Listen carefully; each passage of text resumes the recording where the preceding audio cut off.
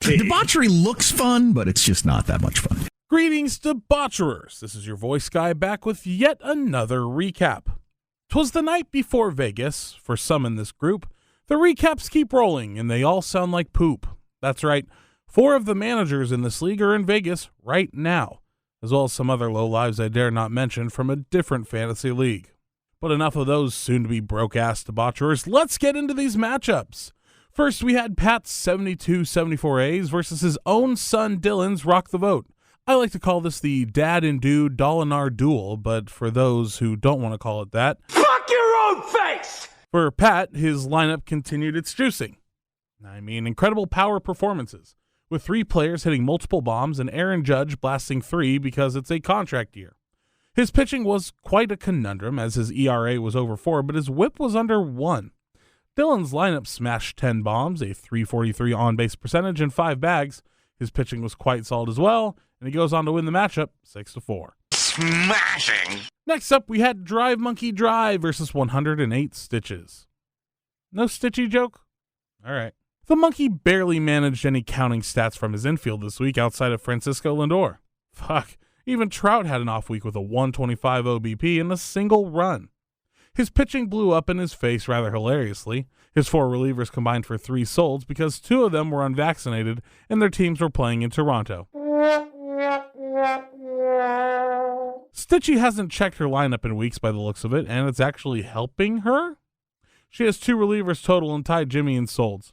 Her offense didn't do much better than Monkey's, but it was a surprisingly good enough performance to take 3 categories. She has a very nice 1.69 ERA and 0.64 whip for the week. So good luck beating those ratios. 2 solds on Sunday became the difference, and Stitchy takes the dub 5-4. Let's all collectively laugh at Jimmy. Now comes the part where we throw our heads back and laugh. Ready? Ready! Next, we had All That Yaz versus... hold on. What the fuck? Oh my God. No more Periods United? Sorry, I'll try to calm down, but oh my God. Dom changed his team name, and not like the last time he changed his team name from 3 periods into 2. Keep the bloody women's locker room jokes to yourself, Ghosty. Dom finally did it. He has changed his name to... let me clear my throat for this one.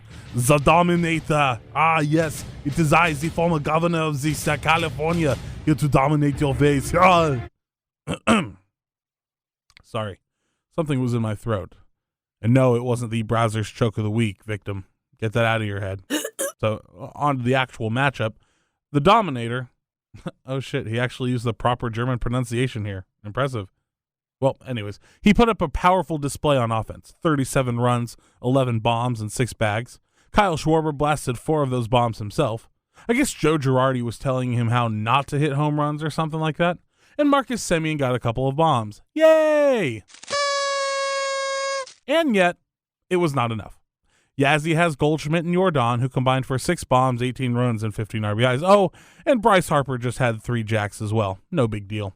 Yazzie managed to edge Zadaminator in OBP by 1 point, leading to an 8-2 victory for Yazzie, and the beatdown of the week. I want some horns, baby. Dominator? More like Dominator.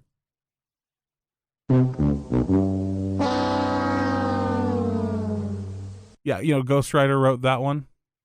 I had something different play out in my mind.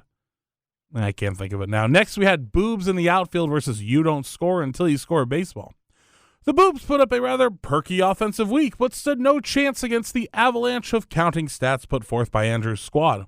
I'll just say 5 of Andrew's players had multiple bombs because I don't want this whole recap to take 15 minutes. The Boobs were able to snag a couple pitching categories and tie solds, barely avoiding the beatdown of the week, but still getting her nipples pinched by You Don't Score Until You Score Baseball 7-2. It can be fun, but it's not a game. Next, we had Dr. Hoptologist versus Frankie's Spanky BBs.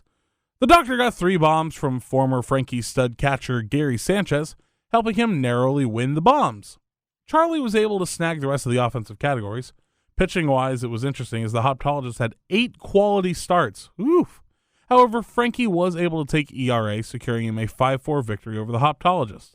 There's not much else to say about this. Let's move on. Sixth up, we had Kyle's Dinger Swingers versus Fukin. For Scott, Wilson Contreras had 3 bombs in a bag, leading the offense for his squad. Framber Valdez had a sexy double start week with 2 quality starts, probably in spite of Dusty Baker's pitching management. The rest of the staff was pretty ugly as well. The Swingers were able to nab bags and OBP and win strikeouts by 1, which helps them take a narrow 5-4 victory as well. Last up was this week's Debauchery Bowl. Third place High and Tight versus the Wander Years. Was this the week Devin's team finally took an L? Find out next time on Debauchery Ball Z. Okay. Ghosty has his anime reference. We'll let it slide. Devin was able to snag 3 offensive categories, as well as absolutely blast the K9 ratio. I can hear Devin laughing about having Mackenzie Gore, who had 10 strikeouts in 5 innings, and the struggling Drive Monkey Drive dropped him because the Padres were going to drop him from the rotation until they weren't because Mike Clevenger injured his groin surfing or something. But I don't know. It makes more sense than most of these stupid baseball injuries. Well, Tommy Edmonds swiped 4 bags by himself because it's 2022 and apparently white guys can fucking run. Who knew it? Rick had Pete Alonso slug 4 bombs for him, but his pitching blew up like an overloaded minefield. Both teams got 2 quality starts apiece on Sunday, and Devin was able to take this matchup 6-3 and continues his winning streak into Week 9. Yes! Yes! And on that bombshell, it's time for the awards. First up, the Jose Royd Seiko Award goes to Andrew and You Don't Score Until You Score Baseball with their 15 bomb performance. Looks like juice balls are back on the menu. Hadouken! The Oakland Liquor Store Award looked close until Ghosty saw Devin's squad steal 11 bags on the week, netting him this sneaky award. Heineken, fuck that shit! Dominatrix of the week goes to none other than the team who has borderline broken the award, Samantha, and her team 108 Stitches, winning it all with a .64 ERA. I'm getting tired of asking this question, to be honest. What color is my underwear? Choke of the week goes to the victim of the Dominatrix, Jimmy, and his team Drive Monkey Drive. Perhaps he should retake that wheel from the monkey, driving him further and further down that pit in the standings he's in. Yeesh. What are you doing, step bro? Debaucher of the week finally goes to Devin after his triumph over Rick's High and Tight. Congrats, and fuck you. Please lose next week. Oh, what's that? He's playing a manager that's in Vegas? Oh, God. That's going to be beat down of the week next week. I'm going to call it now.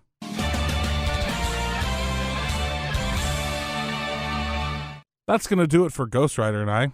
To everybody in Vegas, have fun, get drunk, don't get too sunburnt.